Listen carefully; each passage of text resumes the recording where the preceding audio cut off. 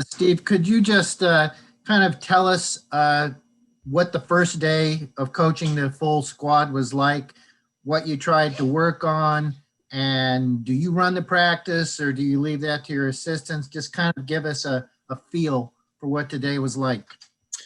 Yeah, it was a great first day. First of all, guys played really hard. Were attentive and buying in and working hard and doing all the things as coaches we'd asked for. Great energy and spirit. As far as the flow of practice, pretty standard NBA practice. Um, you have your template. You have your assistant coaches that take their responsibilities for segments of practice, and I guess it's pretty standard. I don't know how I can dress it up any better for you, but we got down to business on some details, and we also played and start to implement those details and work to get in shape and to find a rhythm and connectivity. And it was a great first day. Brian Lewis, New York Post. How you doing, Steve? Good, Brian. Thanks. I'm curious. All right. So obviously you've had individual workouts, but now you've had at least a day now, I guess, of team workouts. It's twofold. I'm wondering, A, when the guys have come back to you and you now have your hands on them, who has surprised you in terms of their conditioning or their progress in the off season? And some of those players that you need to work on something, what is it specifically that you've addressed that you need them to improve or hone in on or work on? Well, it's been I think a challenge for everybody navigating this offseason because it's been so unique, so different. We have players that played in the bubble and then have been off for 3 months. We have players that didn't play in the bubble and haven't played since early March or prior, and then we have Kevin, who hasn't played for 18 months. So I have to say, for the largely the veterans of this group have come in very good shape, rhythm. They look very good. I think conditioning is more of finalizing their condition and transferring and adapting to the demands of the game at the highest level. Practice is a step towards that, and then obviously exhibition games, and then the real thing. So they still have to adapt to the demands that the game presents that are, almost impossible to replicate in a pickup environment. So, we're trying to go through that process as well. But I would just say the guys came in great shape, and incredibly impressed with so many of them. Feel very, excited and happy for Kevin, who's had the longest layoff and the biggest challenge to overcome, a career-threatening injury. He's done everything that could have been asked, and he shows that hunger and desire, how much he loves the sport and wants to compete. So that's been fantastic. And Kyrie is, just been unbelievable with his ability. I mean, his ability is off the charts, and to see him sharp and executing today the way we all know he's capable of, but it's still sometimes is a shock to see, how beautiful the game is when the ball's in his hands. So, but all the guys have worked hard. The vets are leading the way, showing what it takes to be a pro in this league and to come in prepared. And as a coach, that's beautiful. So I'm proud of the guys. We had a great first day, but you look back at the length of that off season, whether it was bubble, no bubble, or a long-term injury, everyone's come in and taken care of their responsibilities. Christian Winfield, New York Daily News. Hey, Coach, how's it going? Great. How are you? I'm doing well. Question, we a lot of times we hear players come in and say they need to set the tone for training camp from day one in terms of just the level of competition, the level of intensity, the level of energy they bring to camp. I'm curious, how do you set the tone for training camp as a coach, and how is it different from maybe the ways you set the tone for training camp in the past when you were leading teams as a player? Well, I guess there's some similarities, but it's different. I mean, as a player, you're over there in the locker room with the guys.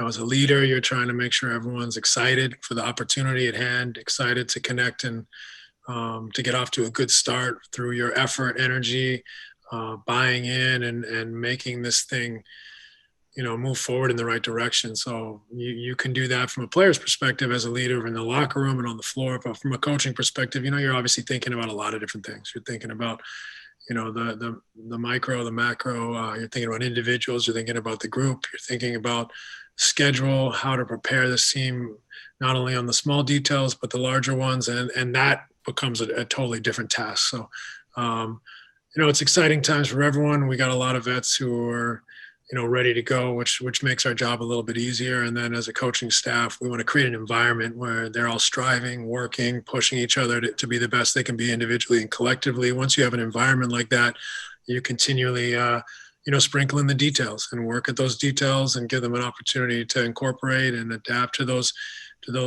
teachings and to continually evolve and build from a day-to-day basis.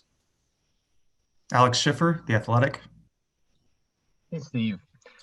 I know you weren't around every day in Golden State when you were there, but you did overlap with DeMarcus Cousins when he was coming off the Achilles injury. I'm curious if there's anything that you learned from that situation that you can maybe apply to Kevin and how you're starting to bring him back into the fold, or the two things are just apples and oranges.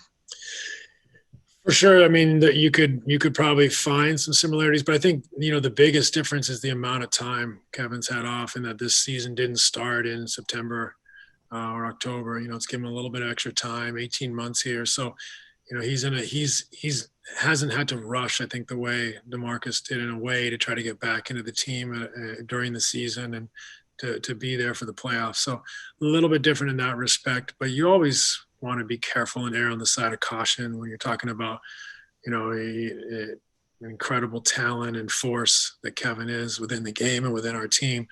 We got to protect him, and we got to try to be very thoughtful and strategic on the way we build his preparation and his adaptation to the demands, and give him the best chance to be around forevermore, not just in the short term, but create a path for longevity for him. And obviously our team's success is going to hinge on his availability at some point, and we need to make sure he's available when it counts.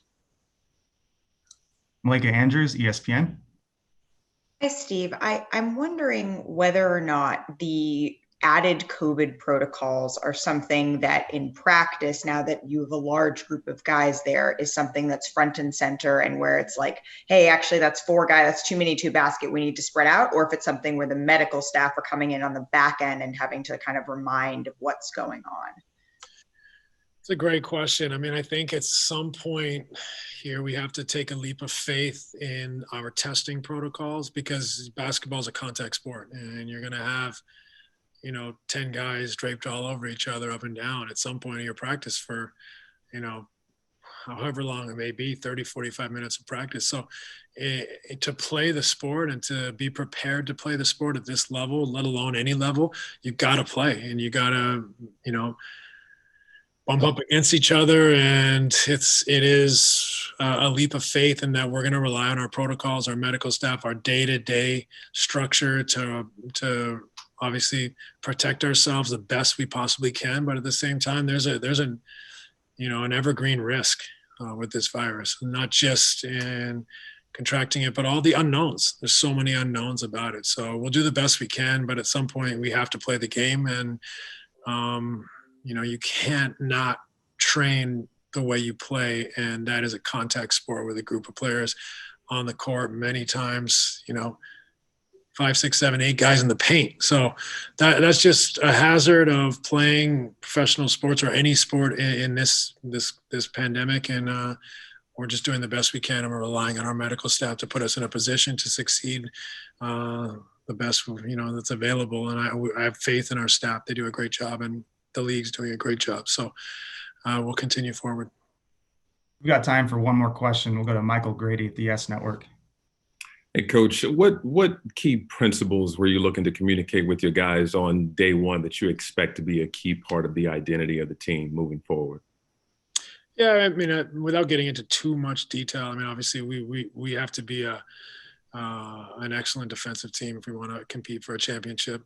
And then the broad strokes are really a competitive spirit and connectivity. That's something that we need to hammer in. It's just such a competitive landscape. So many teams capable of winning a championship.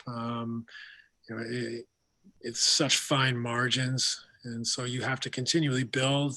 You have to continually seek a deeper buy-in, and that connectivity and spirit of competition is, at the end of the day, is non-negotiable. If you're not a great defensive team, you're not connected, and you don't have an incredible competitive spirit collectively, a championship's not in your cards, that's for sure. So we have a talented roster. We have a great group of men, and we got to build all those principles and characteristics among us individually and collectively if we want a chance to compete for the whole thing.